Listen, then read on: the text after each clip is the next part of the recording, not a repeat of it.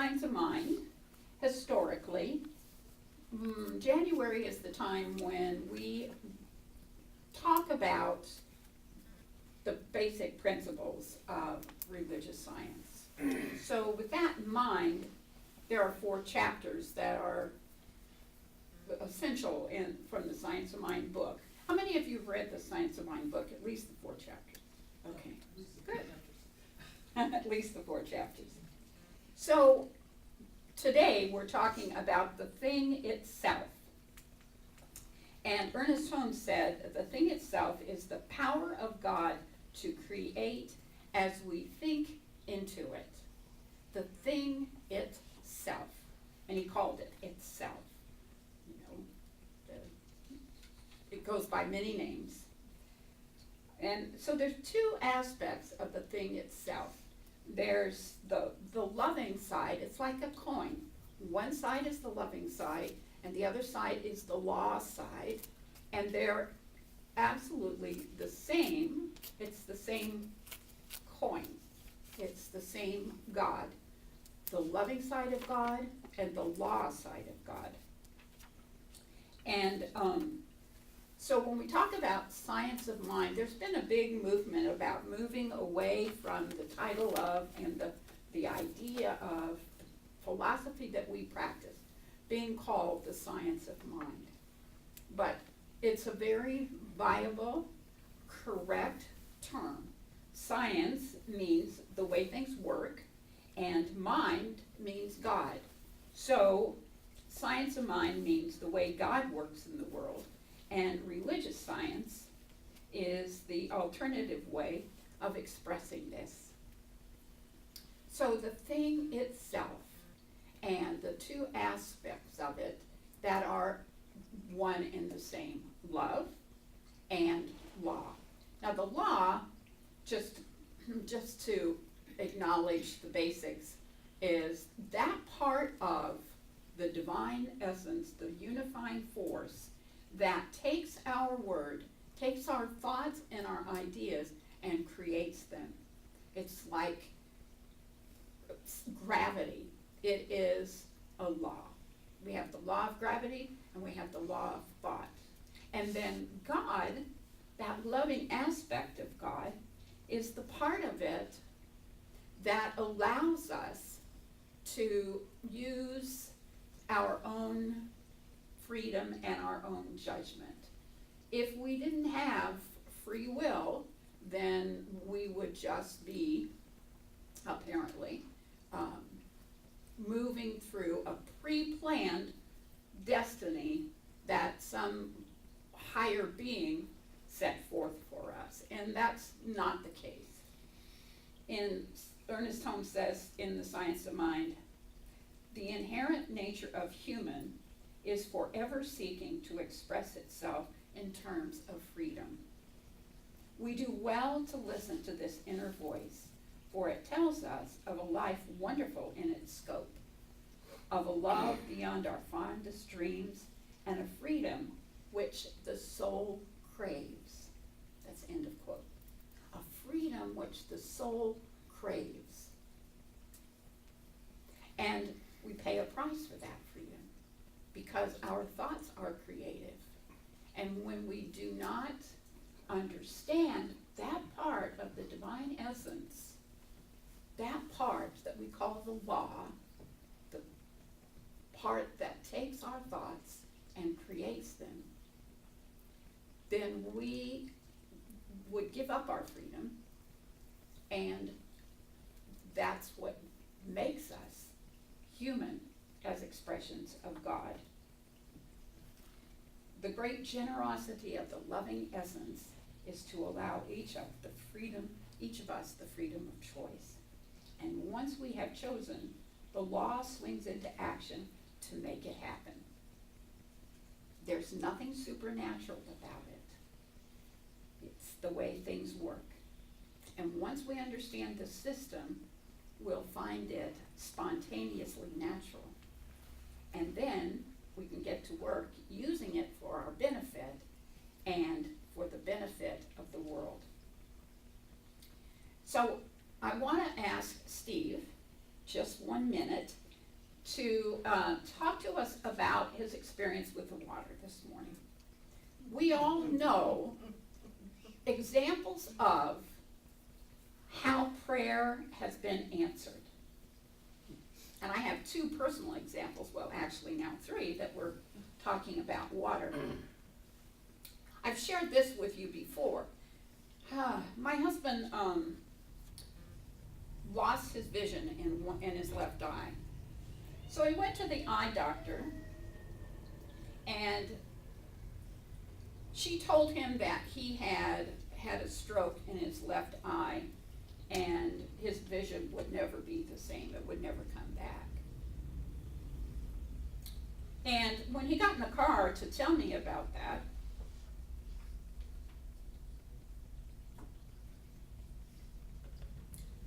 he said, but she doesn't know we're praying people. And that's all we said about it. I prayed about it. I prayed about his vision. And I feel confident that he did too. So a year passed. And every once in a while I'd see him going like this. When he went to the eye doctor after a year and had his vision checked, that left eye's vision had returned. So that was very powerful for me, because she told him it would never be the same, and he told me she did not know we were praying people. So when I moved to Reno, I had macular degeneration, and I've lost some vision in my left eye. So I went to the eye doctor here that Kate had recommended to me. And all of this time I've been singing that song. You may know it. I can see clearly now. Yeah. That song has been my mantra. So the last time I went to the eye doctor, it's been over a year and a half that I had to have treatment for macular degeneration. And he muttered something like, I don't think you ever had macular degeneration. And I don't have to go back for another year. So yippee for that. I can see clearly now. The rain is gone. And we can all sing that song too, here about that. So prayer does work, and we all have examples of it. And the thing itself does not know the big or the small of it. The thing itself is a law, and it swings into action whenever we are clear in speaking our word. So now I'd like to ask Steve to talk about that. Well, yesterday afternoon we returned home from a shopping trip to find we had no water. We're on a well living out in the country, and we have a tank, bladder tank in the garage, and it had 5 pounds pressure. At 60, when it drops to 60, the well kicks on. So I called the plumber. Plumber took an hour to call me back. He said, well, we don't do wells, I'll give you a well guy. Well, last year we had the electricians out working, and they had done a lot of work with the well for electrical. So I called them. They said, okay, we'll come out. About 2 hours later, they came out. They said, everything's working fine electrically. In fact, the pump is on. I can tell from the amp reading that the pump is working. Ooh, he says, call a well guy. So I called a well guy. They said it was an answering service after hours. It's okay, well, the technician will call you back shortly. 2 hours later, I called. Still no technician. An hour later, they called me back and said, has the technician called you? And I said, no. So I went to bed, a little frustrated, no water, and I was putting some affirmative prayer around it. I was able to sleep because I was no longer stressed about it. Woke up and my first thoughts were, okay, I know affirmative prayer works. I need to be in the right position, the right thinking, the right frame of mind. I know all is well. There's just some simple, easy little fix. It'll all work out. It's great. I walked outside 5 minutes later and saw my landscape gushing. Well, my water, before it gets to the bladder, all I had to do was turn the valve. I have pressure, I have water. So to me, it was the classic example of affirmative prayer working. We'd walked 20 feet from that valve last night. Neither one of us heard it. Maybe it wasn't working, maybe it was, I don't know, but affirmative prayer, turn the valve, no plumbers, no well people, no bills. Yeah, the dishwasher's running. Yeah, yay. So, in my house in Albuquerque, it's very old, and I had a leaky faucet in the kitchen, and it leaked and leaked and leaked, and I called the plumber, and he said, it's not the washer, and, you know, I can look at it, but the plumbing is so old that if I get to fiddling around in there, God only knows what's gonna happen. So it continued to leak and leak and leak, and the water bill came. And so I put my hands on it, and I said an affirmative prayer. I just prayed that whatever needed to be done, whatever needed to be fixed, would be fixed. And the next morning I awakened, and guess what? There was no water running yet. Now, I'm not talking about dripping, I'm talking about running. It was just a steady little run.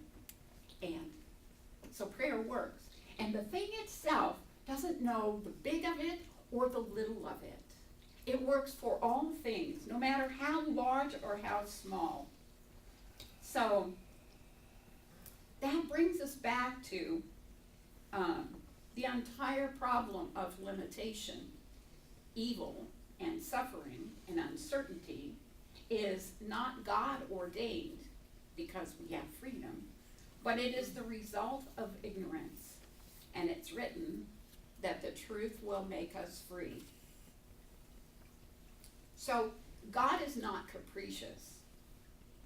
God doesn't say, oh, well, Stevie's a good guy, we're gonna answer Stevie's prayer, but we're not gonna answer Rebecca's prayer or whatever. It's not a capricious God because the law is the law.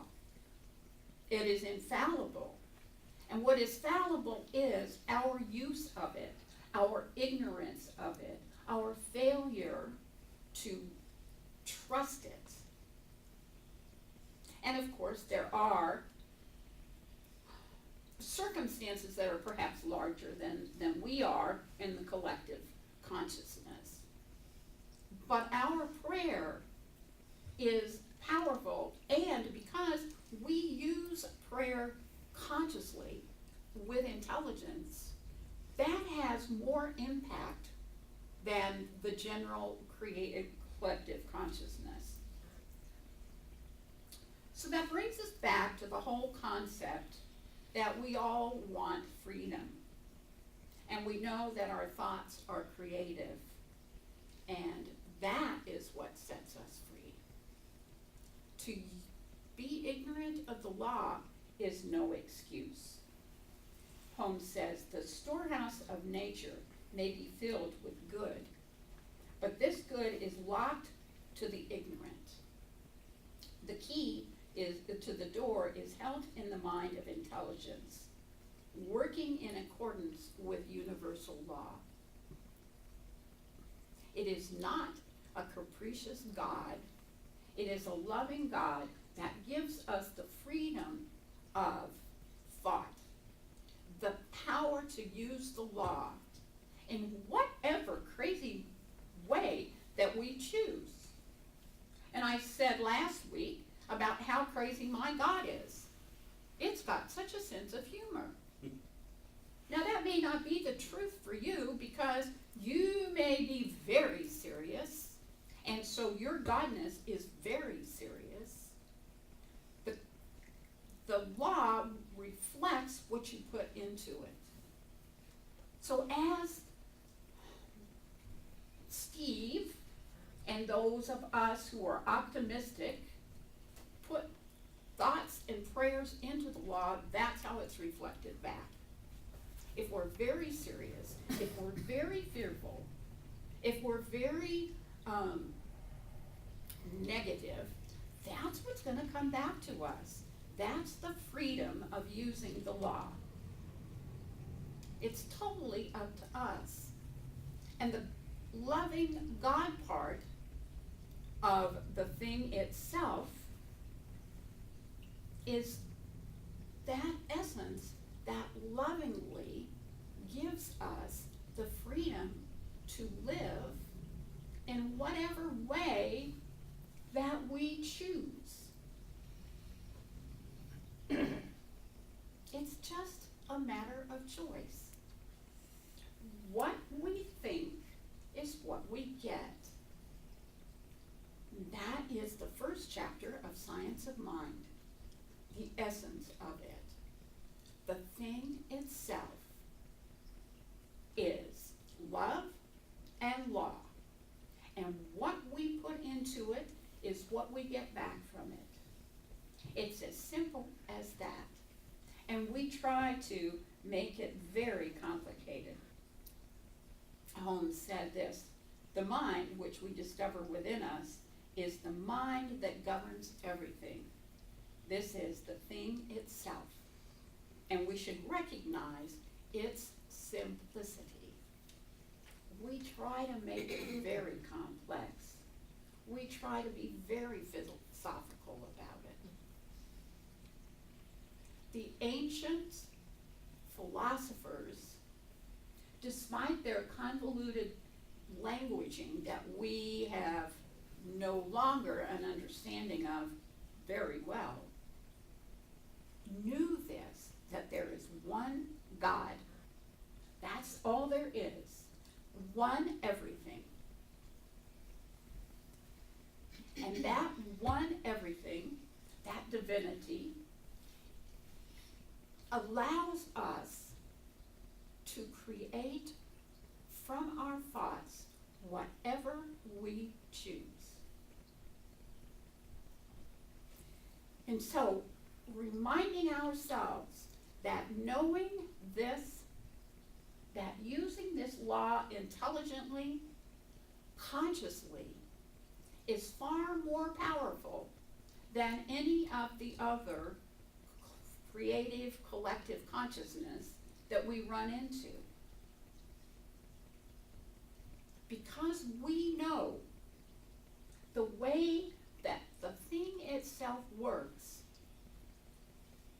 that gives us more power because our thoughts are like laser beams.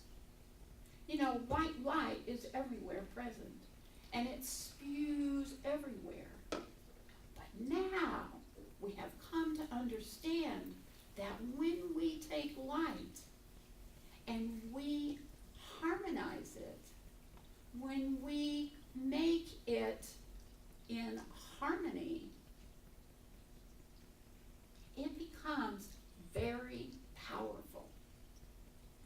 Lasers are really powerful because they have taken light, used mirrors, and harmonized that light, unified it, and look at the way our universe has changed when we have learned how to use the power of light through lasering.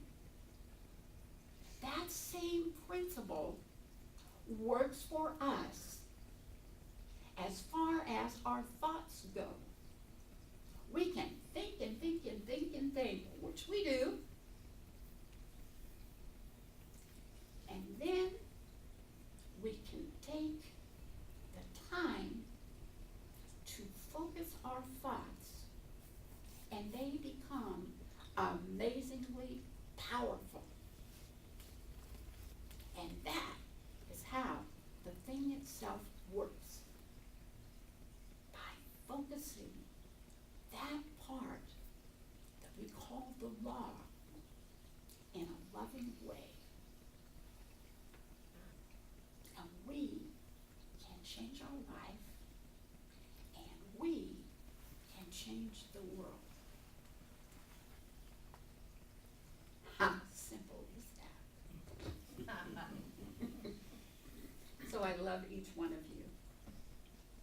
And that is the heart of God. Love. Namaste.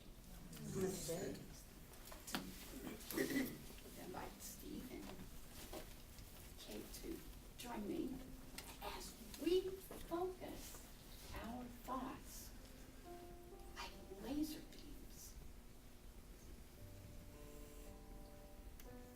And I invite you to do that for yourself. To move into that place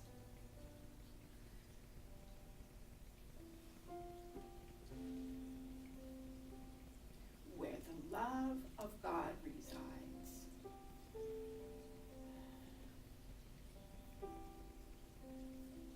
And focus that thought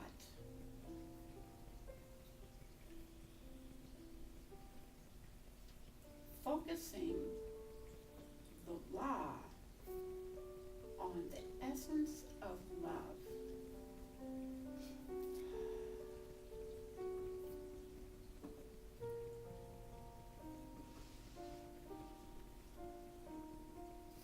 Allowing yourself to feel that love.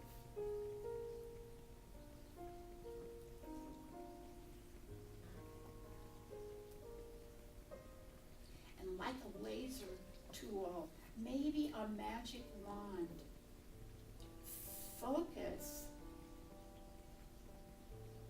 your thought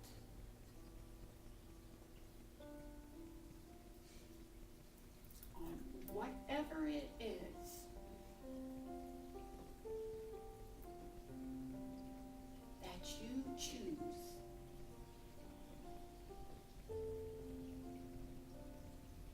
to illuminate with the light of love. I'm going to be quiet now while you do that for just 20 seconds.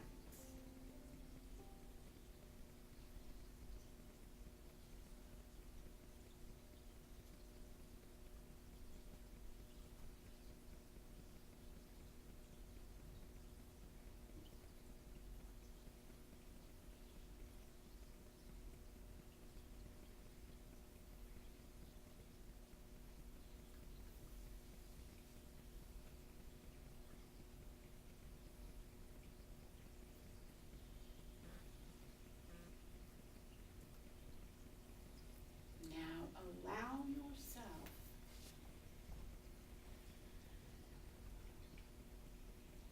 to feel and sense and know the electricity of that